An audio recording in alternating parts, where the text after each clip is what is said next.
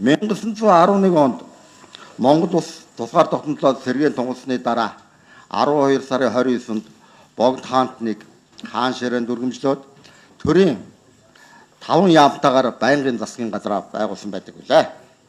Цаашдаа энэ төрийн 5 яамтын үйл ажиллагааг зангидж удирдах гүйцэтгэн захирамжлах дээд байгууллага буюу тийм албан тушаалтан зүй ёсоор шаарддаг болсон байна. Тиймээс Богд хаантны олон өргөсний 2 дугаар оны 5 сарын 28 буюу аргын 1912 оны 7 сарын 12-нд дээд зэрлэг буулгаж дотоод зэрэг олон яамны хамаг хэргийг бүгд эрхлэн захирах сайдын албан тушаалыг бий болгож уг албан тушаалд Шадар сайд, Сайн ноён хаан аймгийн цэцэрлэгийн чуулганы дарга Сайн ноён Намн сүрэнг томилсон байна. За Намн сүрэнгийн албан тушаалд томилсон явдал нь бас тухайн үеийн түүхэн нөхцөл байдлаас үүдэн гарсан бас бодторхой шалтгаантай юм а. Тухайлх юм бол төрийн 5 яам анх байгуулагдсны дараа бол дотоод яам бусад яамдаг ахлах үүрэгтэй, өөрөөр хэлбэл тэргүүлэх үүрэгтэй тийм яамаар тооцогдож бусад яамтайгаа харьцангуй ахлах тэргүүлэх үүргийг гүйцэтгэж байсан юм а. Энэ яамны сайд нь бол даалгавар сэрэнч байсан. Гэтэл Монголын төр ёсны хуучин уламжлалыг дагаж Чингисийн удмын Монгол ноёд энэ байдал нэлээд дургуутсаж за төрийн удирдал Чингисийн угсааны ноёдоос бас энэ төрийн удирдах албан тушаалд хүн томилуулах тийм хүсэл эрмэлзэлтэй байсан. Иймээс төрийн удирдлагуудын хүрээнд дотоод зөрчил бий болсон байдаг. Тэгэхээр ийм зөрчлийг намжаах мөн тухайн үед төрийн олон яамдыг удирдах, зангидж зохион байгуулах албан тушаалтанд зайлшгүй хэрэгтэй болсон учраас тийм хүнд бол халахын ноёдоос тухайлах юм бол халахын 4 ханаас сонгож томилох зайлшгүй шаардлагатай болж байсан юм а. За халахын 4 ханы дотроос бол энэ албан тушаалд хамгийн тохиромжтой хүн нь бол Сайн ноён Намн сүрэн байсан. Яагаад тэгэхээр бол тэрээр бол 1911 оны үндэсний эрх чөлөөний хөдөлгөөнд бол ихээхэн идэвхтэй оролцсон. За тэрээр бол ихээхэн тууштай их оромжуулалттай хүн байсан.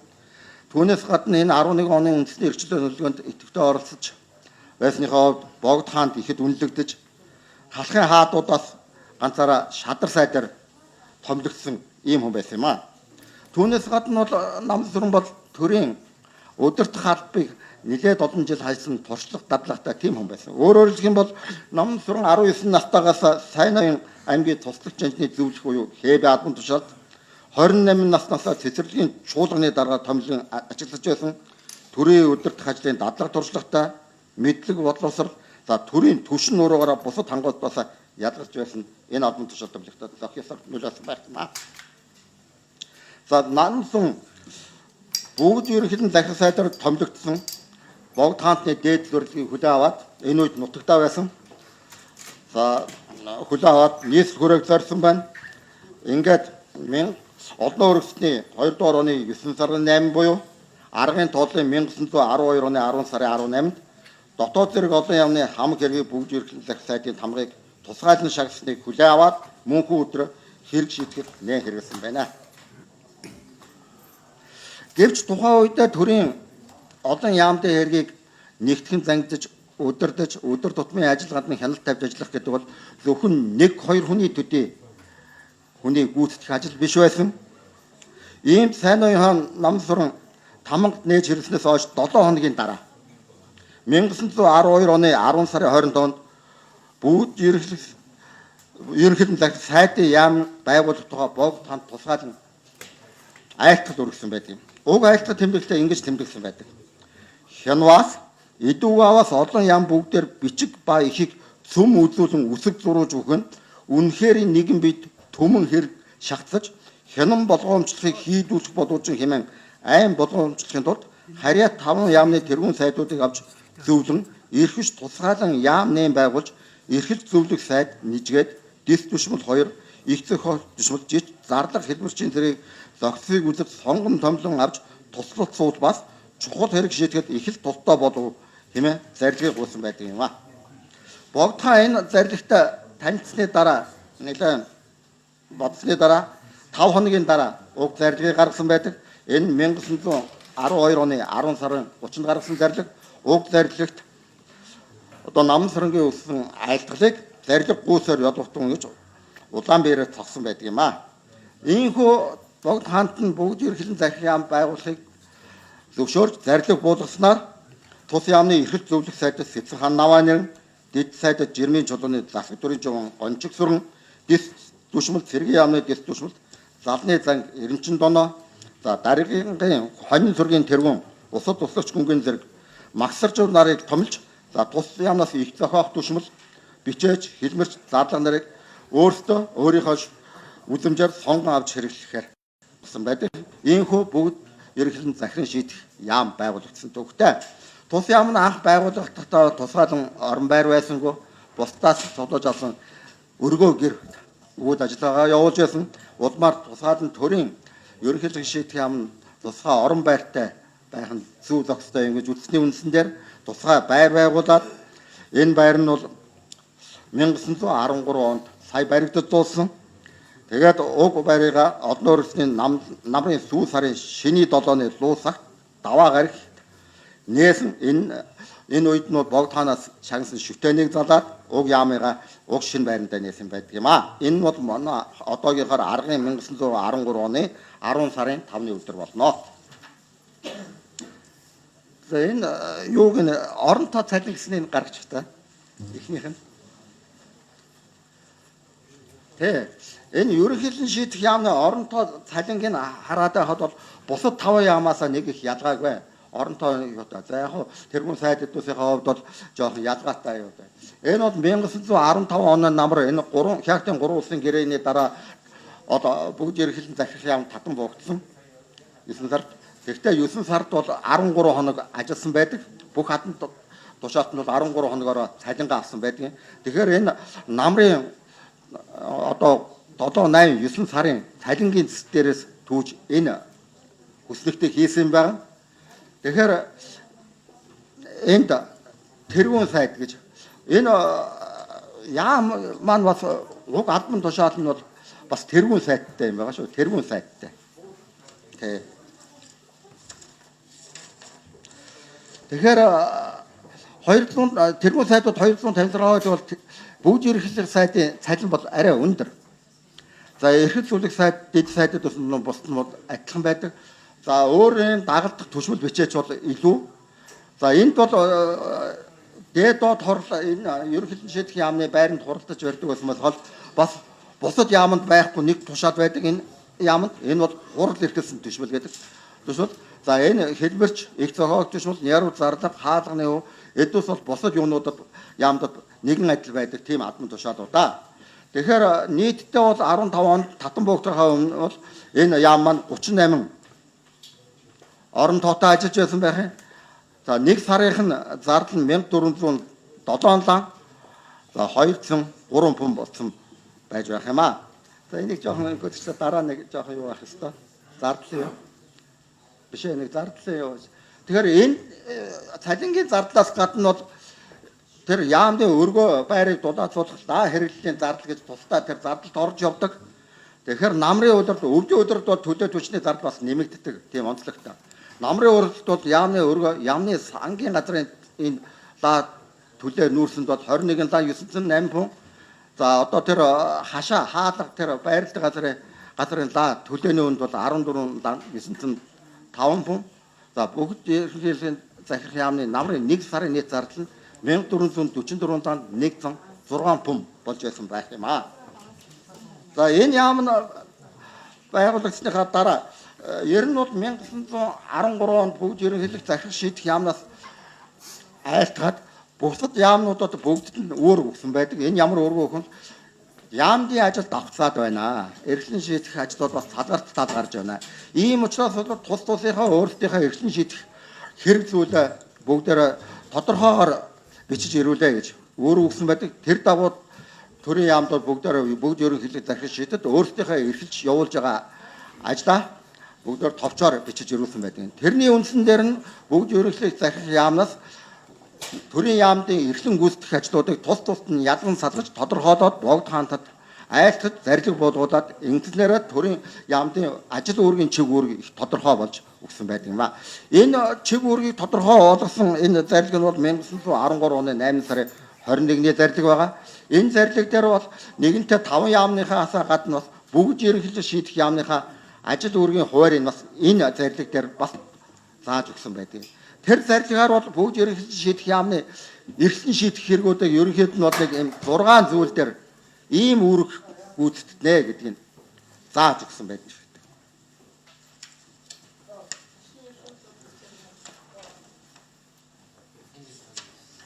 За тэгэхээр юуны өмнө бол богд хаанаас тусгаалan болгосон зарлигийг гүйцэтгэх гэдэг.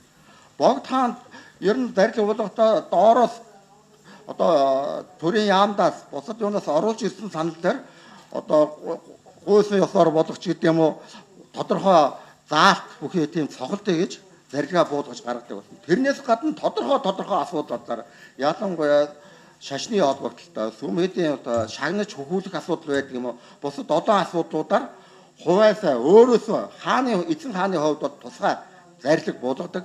Ялангуяа ийм зарлигийг бол яамдуудад буулгахаас илүү бүгд ерөнхийдөө захирах яамд буулгадаг. Бүгд ерөнхийдөө захирах яам нь богд хааны зарлигийг уламжлан цаашаа бусад яам холбогдох байгууллага албан тушаалтад дамжуулан захиран тушааж гүйцэтгэдэг гэсэн юм аа. За улсын эргийг бол захиран шийтгэнэ гэж байгаа. Энэ бол улсын хэмжээний томоохон эргийг бол мэдээж захиран шийтгэнэ. Ингэ шийдэхдээ бол богд хаантанд айлтгал өргөд зарлиг буулгуулад бусад холбогдох яам албан тушаалтнуудад одоо үүргөөж захиран тушааж гүйцэтгэдэг байсан юм аа. Тэгэхээр энд бас нэг юм байгаа. Би одоо тэр нэг дараа айлтгалыг хэлнэ. Тэгэхээр энд нэг юу байгаа да. За энийг дараа хэлээ. За олон харьяат яам улсад холбох их чухлыг давлан шийдэх нэ гэж. Энэ бол зөвлөөр шийдэх гэсэн хэрэг юм байна. Энэ үеийн төрийн яамд нэг онцлог юу бол харилцсан улсын хэмжээнд холбогдсон томоохон асуудлыг заавал хоорондоо хэлэлцэж тэр үнэн дээр цохолт хийсний үндсэн дээр ерөнхийдөө захирах сайд нь нэгтгэж энэ асуудлыг шийдэгдэг тийм журамтай. Тэрэн тухайн яамнууд бас мөн өөрөөсөө тухайн яамдаас гаргасан саналыг тусгаад өөрөөсөө мөн богд хаанд айлтгал өрж асуудлыг шийдэгдэг байсан. Тэгэхээр ийм юуны хамтын удирдлагын ийм юу бол улсын хэмжээний бүхэл том асуудлыг бол ийм маягаар хэлэлцэж бүгдээрээ тунгааж ингэж шийддэг байсан юм аа. За олон харьяат яам улсад холбосон их чухлыг лавлан шийдэгдэг саяхан хэлээд байгаа. За харьяат олон яамны айлтгах бичгийг дараалан хянаж нийлэлцний байцаан гаргаж дээд зорилгыг уламжлан буулгана. Энэ бол юутайгаа баг адилхан энэ доод хэрэгтэй. Гэхдээ арай өөрөө. Тэгээ улсын хэмжээнд гарсан томхон хэрэгүүдийг бол бүгд ерөнхийдөө шийдэх яамд бас айлтгалаа бас танилцуулдаг байсан. Ерөнхийдөө шийдэх яам болохгүйг нь бас наан хяндаг тийм бас үйл ажиллагааны нэг процедур байжсан байна. За энэ тавтанд энэ харьяат олон яамны шийтгэд дуусан ба дуусаагүй хэрэгэд товчийг цагийн эцэст ерөнхийдөө захирах яам хураангуул үзүүлж байцаалгана хэрэг үл нийлцсэн зүйл бас тухайд байцаан гарч залруулсан заснаа гэсэн. Тэгэхээр энэ 1913 оноос энэ юу гарснаас хойш бүх яам 5 яам чинь тавуулаа өдөр болгоны эцэст бүх хэрэгэ явуулж хянуулдаг байсан.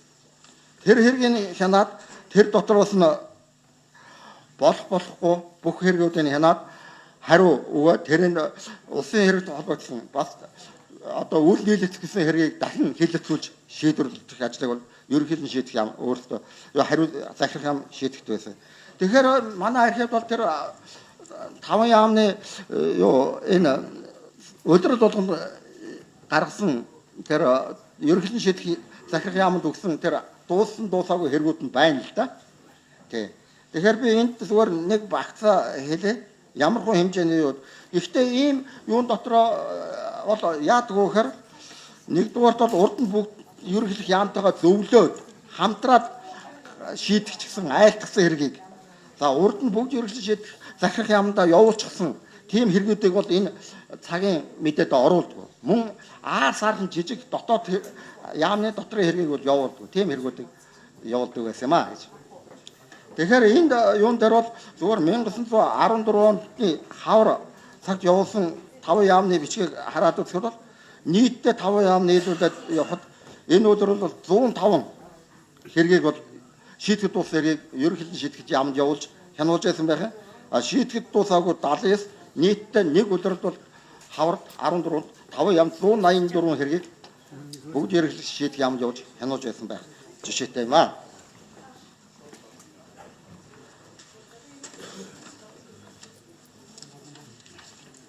За тэгэхээр улсын хэмжээний асуудлыг мэдээж энэ засгийн газраас яам дараа дамжуул хэлэлцүүлж шийтгэж явдаг байсан. Энэ үеийн засгийн газрын үйл ажиллагаанд бүхэлдээ шинтгэгч шин зүйлийг хийсэн тийм арга хэмжээнүүдийг зохион байгуулж байсан юм а. Тэгэхээр энэ засгийн газрын шинтгэгч үйл ажиллагааны тухай одоо тусгай ихтгэл байж байгаа. Ийм учраас бол би тэр яамд засгийн газрын үйл ажиллагааны тухай би ярихгүй зөвхөн давхцуулахгүйгээр зөвхөн ерөнхийдөө шийдэх яамнаас богд хаандад дангаараа айлтгаж байсан айлтгалтууд заримаас би хэлье гэж бодож байна. Түүнд бол улсын хэргийг нэгдүгээр холбогдсон хэрэгүүдийг яана гэж байна. Тэгэхээр бол ийм улсын хэрэгт холбогдсон дангаараа богд хаанд айлтгсан айлтгалтууд бол тус яамнаас нэлээд олон байх юм. Тэгээд 1915 онд Хяактын 3 улсын гэрээний дараа бол уг 3 яамыг татан 3 зарилгын бүгд ерөнхийдөө захирах яамнаас гаргасан байдаг юм. Ингээд энэ зарилгаар 3 яамыг татан буулгахад за 5 ерөнхийдөө шийдэгтээс тушаалыг 5 яамны тэргэн сүргэд хасархаар болоод энийг бол Сэргийн яамны сайд намын сүрэнд хасархаар болсон байдаг юм. Энэ ерөнхийдөө шийдэх сайдын яг гүйцэтгэжээс үүрэг эрх хэмжээ бол их манай төвхтүүд ерөөсөө тодорхойгүй байна. Энийг тусгаалan судлуучтай юм байна. Ер нь энэ ерөнхийдөө шийдэх сайд гэдэг чинь ерөнхий сайд муу юм уу биш юм уу? Ямар ч байсан 15-аас 19 он гэдэг бол Монгол улс тусгаар тогтнолоо алдчихсан хятадын сүлжээ үлдээсэн автономт гадаад Монгол байсан.